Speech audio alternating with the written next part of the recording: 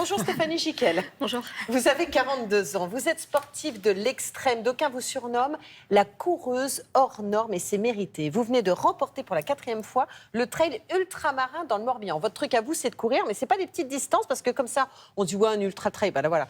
C'est facile. Non, pas du tout. Là, vous venez d'avaler 175 km en combien de temps? En 17h02. Vous avez couru sans vous arrêter? Ouais. Pendant 17h02. Alors, on s'arrête au ravitaillement, mais 2-3 minutes. Oui, d'accord. Puis il y a des arrêts toilettes. Ça s'appelle pas trop s'arrêter. C'est quoi un ultra trail? Parce que moi, quand je fais mon footing ou que j'essaye, je suis pas habillée comme ça. Vous voyez ce que je veux dire? En fait, c'est le fait de courir sur des surfaces qui sont très variées. Donc, c'est très différent de la route. On peut courir sur les rochers, dans le sable, dans les marécages, dans la boue. Il peut y avoir du dénivelé aussi. Donc, on s'adapte à différents types de surfaces. Et je suis aussi en équipe de France de route sur très longue distance. Donc c'est très très différent de la route.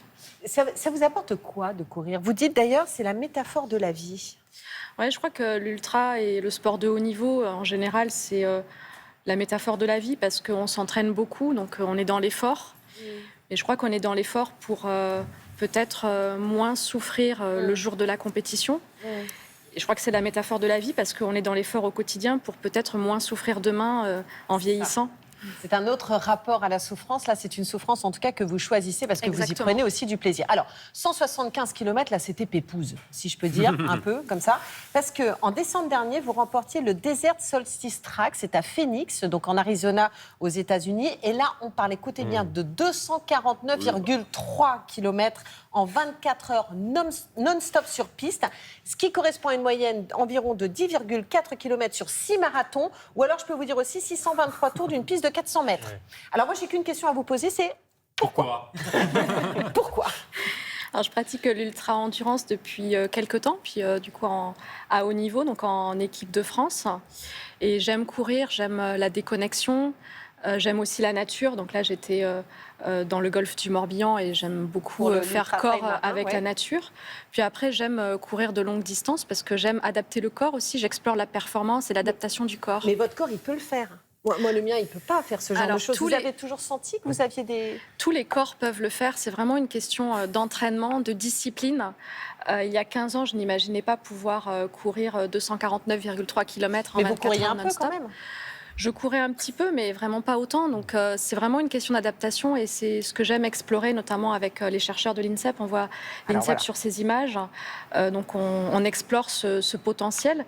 Et je crois qu'on a tendance à vouloir toujours adapter l'environnement tout autour de nous, alors qu'on a un très gros potentiel d'adaptation qui est intéressant. Vous venez de le dire, il y a des chercheurs qui vous étudient, parce qu'en fait, notre invitée, notre grand témoin aujourd'hui, Stéphanie Giquel, elle est aussi un cas étudié par des scientifiques. On va revenir sur votre préparation à ces courses de l'extrême, mais pourquoi est-ce qu'on récolte des données sur vous ? Alors déjà, je travaille avec les chercheurs pour améliorer la performance. Par exemple, quand je prépare une course dans la chaleur, je cours en chambre thermique par 43 degrés, de manière à être capable, en milieu chaud, de réitérer la performance que je ferai en milieu tempéré. Donc ma fréquence cardiaque diminue, j'ai une meilleure sudation et j'ai une meilleure thermorégulation grâce au protocole d'acclimatation. Puis ensuite, on étudie pas mal de choses pour le grand public, notamment la capacité d'adaptation à toutes les vagues de chaleur qui sont de plus en plus fortes et de plus en plus fréquentes. Ouais, donc on est capable de s'adapter en tant que sportif de haut niveau, donc on est vraiment conscient et convaincu que tout un chacun peut s'adapter. Donc là, on est en train d'étudier ce genre de choses. Mais on étudie beaucoup de choses qui servent le grand public. Je crois que quand on explore l'extrême, quand on explore la capacité d'adaptation du corps, ça peut servir au grand public parce que c'est Enfin voilà, on va très loin et donc forcément on peut faire des points. Stéphanie, quand vous faites un marathon au pôle Nord et que les températures avoisinent les moins 50, ça veut dire que vous vous préparez en cryothérapie Alors, je me prépare en chambre de cryothérapie. D'ailleurs, on a vu ces images juste avant. La chambre de cryothérapie à l'INSEP.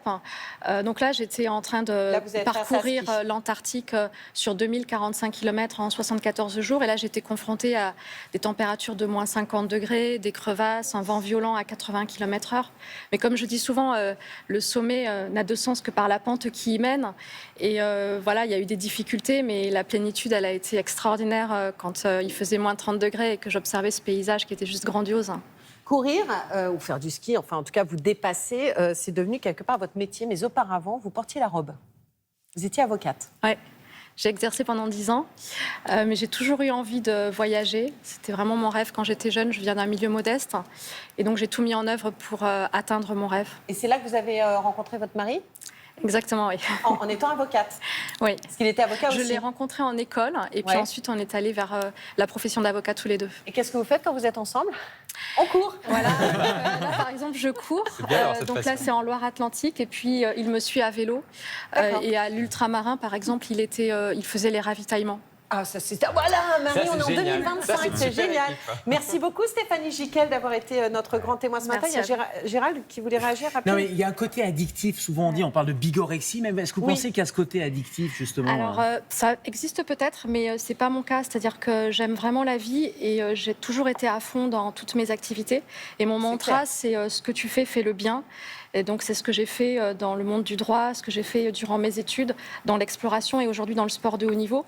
Mais là, quand je suis en récupération, comme en ce moment, j'ai absolument pas envie de courir. Ah bon, ça va, ça nous rassure. Bon, On peut s'arrêter. Donc, quand c'est il l'inverse. fait beaucoup trop chaud, en tout cas, le marathon, tout ça, on évite de courir quand les températures de plus de 40 degrés, docteur. Enfin, nous, humains normaux, pas comme vous, Stéphanie.